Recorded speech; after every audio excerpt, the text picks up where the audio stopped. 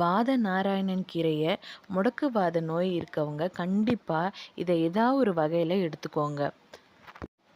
Rheumatoid ஆர்த்தரைட்டிஸ்னு சொல்லுவாங்க. இந்த பிரச்சனை உள்ளவங்க இந்த கீரையை வாரம் 2 முறை எடுத்துக்கணுங்க.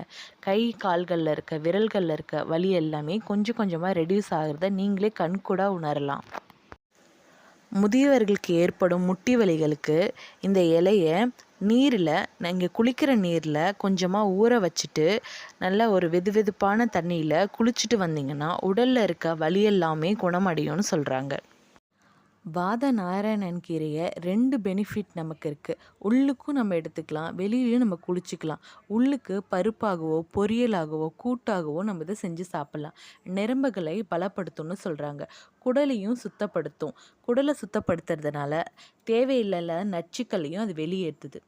உணவே மருந்து. இந்த கீரை கிடைச்சதுன்னா சாப்பிடுங்க.